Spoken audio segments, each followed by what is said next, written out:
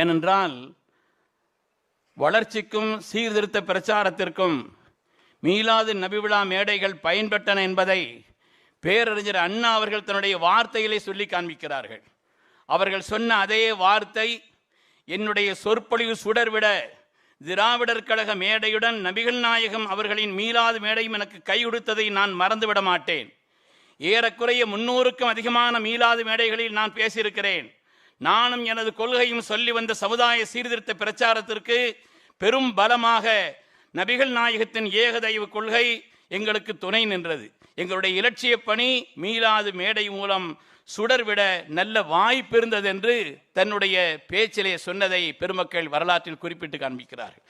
அதேபோல் திராவிட இயக்கத்தினுடைய முன்னோடி, அதனுடைய தலைவர், ஒப்பற்ற தலைவர், முத்தமிழ் அறிஞர் மரியாதைக்குரிய நம்முடைய கலைஞர் அவர்கள் முதலாக பேரறிஞர் அண்ணா அவர்களை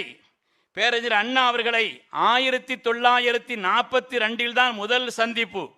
அந்த முதல் சந்திப்பு என்பது மீளாது மேடைகளின் வழியாகத்தான் தலைவர் அவர்கள் பேரறிஞர் அண்ணாவை சந்தித்ததை தன்னுடைய நூலின் வழியாக அவர்கள் நெஞ்சுக்கு நீதி என்ற நூலிலும் பல்வேறு நூல்களிலேயும் அவர்கள் சுட்டி காட்டியிருக்கிறார்கள். எனவேதான் சொல்கிறேன், மீளாது மேடையும் திராவிட இயக்க தலைவர்களுடைய அந்த தொடர்பும் என்பது சாதாரணமானதல்ல. யார் இந்த முஹம்மது ஸல்லல்லாஹு அலைஹி வஸல்லம்?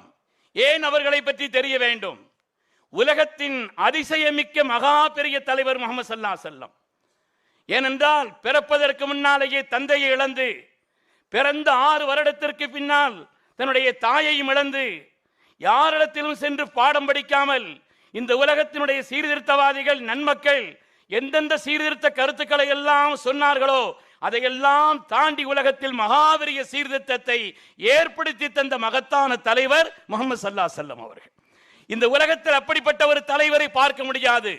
வாழ்க்கையிலே சிறப்பான ஒரு நிலைக்கு என்னுடைய வாழ்வு உதாரணம் என்று சொன்ன ஒரே தலைவர். தி 100 சொல்லி காட்டுவாரே மைக்கேல் ஹார்ட் அவர்கள், ஏன் அவர்களை உலகத்தின் 100 தலைவர்களில் முதன்மையாக ஆக்குகிறேன் என்று சொன்னால், தன் வாழ்வை அவர்கள் முன்னால் ஆக்கினார்கள். என்னுடைய வாழ்வை பாருங்கள், நான் எந்தாவது பொய் சொல்லி இருக்கிறேனா, மோசடி செய்திருக்கிறேனா, அநியாயம் செய்திருக்கிறேனா, வாக்குறுதி மாற்றம் செய்திருக்கிறானா என்று தன்னுடைய வாழ்வை முற்படுத்தியவர்கள். நேர்மை, வாய்மை, உண்மை என்பதற்கெல்லாம் உதாரணமாக தன்னுடைய வாழ்வை ஆக்கிக் கொண்ட மகத்தான தலைவர் முஹம்மது நபி ஸல்லல்லாஹு அலைஹி வஸல்லம் அவர்கள். அருமையானவர்களே, அறியாமையிலும் மூட பழக்க வழக்கங்களிலும் ஆழ்ந்து கிடந்த மடமை இருளிலே மூழ்கி கிடந்தவர்களை நல்லறிவு புகட்டி உலகத்தின் உன்னதமான வாழ்விற்கு அவர்களை உதாரணமாக ஆக்கியவர்கள் நபிகள் நாயகம் ஸல்லல்லாஹு அலைஹி வஸல்லம். இந்த மேடையிலே நம்முடைய மரியாதைக்குரிய நாகூர் அணியன் அவர்களை பற்றி ஒரு வார்த்தை சொன்னால் பொருத்தமாக இருக்கும். ஒரு கவிதையிலே அழகாக சொல்லி காண்பிப்பார். அந்த நாளிலே மக்கா நகரம் இருந்ததை பாருங்கள், அங்கே அன்பின் வடிவமாய் அருளின் சிகரமாய் அமைந்ததை பாருங்கள், அங்கே போவோம் வாருங்கள். என்னென்ன அநியாயம் நடந்துச்சுங்கிறத தொகுத்து அவர் சொல்லி காமிக்கிறார்.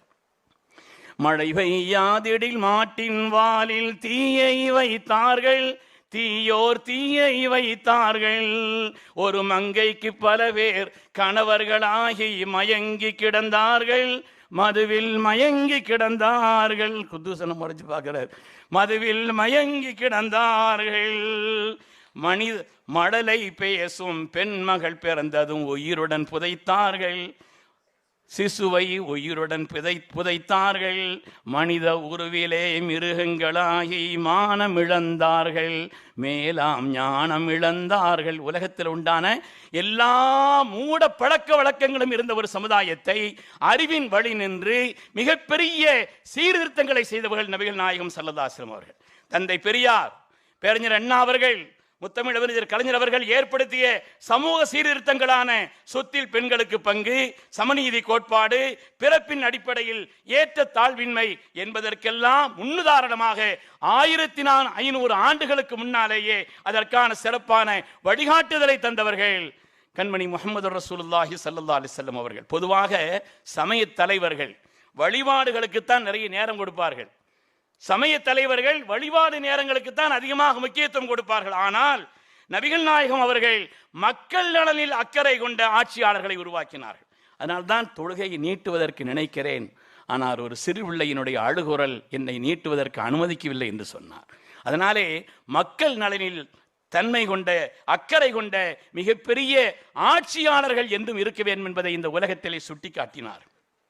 திராவிட மாடல் அரசு மக்களுக்கு பல்வேறு நலத்திட்டங்களை சொல்கிறது. நிறைய திட்டங்களை சொல்லி இது பண்ணுறதுக்கு இல்லை. எனக்கு மனசுக்கு பிடிச்ச திட்டம் என்னன்னு சொன்னால், பெண்களுக்கு மாதந்தோறும் 1000 ரூபா கொடுக்கறது இருக்குது. சாதாரணமானது. அது அருமையானவர்களே, தனியாக வாழக்கூடிய பெண்கள், வசதி வாய்ப்பில்லாத பெண்கள், அது அவர்களுக்கு எவ்வளவு பெரிய உதவியாக இருக்கிறது என்பதை அந்த பெண்களுடைய முகத்தை பார்த்தால் நமக்கு விளங்கிக் கொள்ள முடியும். அப்படிப்பட்ட உன்னதமான சமூக நலன் கொண்ட ஒரு நல்ல காரியத்தை மரியாதைக்குரிய திராவிட அரசினுடைய தலைவர் அவர்கள் முன்னெடுத்திருக்கிறார்கள்.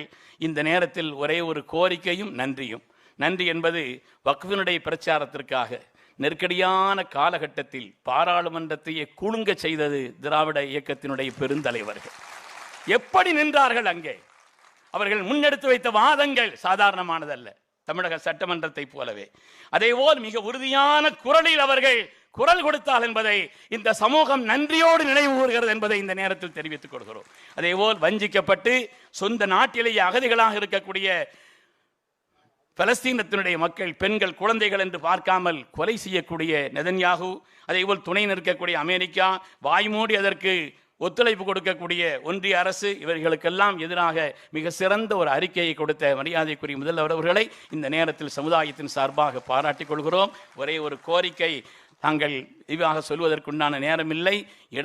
இட ஒதுக்கீட்டை தாங்கள் அதிகரிக்க வேண்டும் என்ற ஒரு கோரிக்கையை, அது நீண்ட நாள் ஒரு கோரிக்கை. பள்ளிவாசல்களுக்கு உண்டான ஒரு அனுமதி முறையாக கிடைப்பதில்லை. எங்கேயாவது ஒரு இடம் வாங்கி பள்ளிவாசல்னு கெட்டுறதா இருந்தா யாராவது ஒரு மனு போட்டால் போதும், அது நடக்கிறதே இல்லை. கிட்டத்தட்ட எங்களுடைய நீண்டகால ஒரு கோரிக்கை சமுதாயத்தினுடைய. அதனால் பள்ளிவாசல்கள் கட்டப்படுவதற்குண்டான அந்த அனுமதியை தாங்கள் முறைப்படுத்தி தந்துவிட வேண்டும் என்று இந்த நேரத்தில் உங்களிடத்தில் மிக்க அன்போடு நான் கேட்டுக்கொள்கிறேன். அது மாதிரி வக்ஃபு சொத்துக்களுக்கு உண்டான பாதுகாப்பையும் உத்தரவாதத்தையும் தாங்கள் அழுத்தமாக வழிகாட்டி அதற்குண்டான ஒரு துணை நிற்க வேண்டும் என்பதையும் கேட்டுக்கொண்டு, ஒவ்வொரு தலைவருடைய பெயரையும் சொல்லல, நீங்கள் கோச்சிக்கொள்ளக்கூடாது, நேரத்தினுடைய நிலை கருதி. எனவே ஒரு சிறப்பான ஒரு பெருவிழாவை தாங்கள் முன்னெடுத்திருக்கிறீர்கள். ஒரே ஒரு கோரிக்கை நிறைவாக, இந்த மீலாது நபி பெருவிழா இனிமேல் அரசின் சார்பாக வருடந்தோறும் நடத்தப்பெற வேண்டும் என்ற ஒரு கோரிக்கையும் ரொம்ப பணிவோடு, பக்கத்தில் பாண்டிச்சேரியிலே அப்படி தொடர்ந்து நடைபெற்று கொண்டிருக்கிறது. எனவே எல்லா நல்ல காரியத்திற்கும் முன்னோடியாக இருக்கக்கூடிய தாங்கள் இதிலையும் முன்னோடியாக இருக்க வேண்டும் என்ற கோரிக்கையை வைத்து சிறப்பான இந்த விழாவிலே கலந்து எங்களை எல்லாம் மகிழ்ச்சி கடலில் ஆழ்த்திய உங்களுக்கு உளப்பூர்வமாக நன்றியை தெரிவித்து வாய்ப்புக்கு நன்றி கூறி விடைபெறுகிறேன். அஸ்ஸலாமு அலைக்கும். அன்பார்ந்த தமிழ் ட்ரீட் நேயர்களே, இந்த வீடியோ பிடிச்சிருந்தா இதை நீங்கள் லைக் பண்ணுங்கள், ஷேர் பண்ணுங்கள்.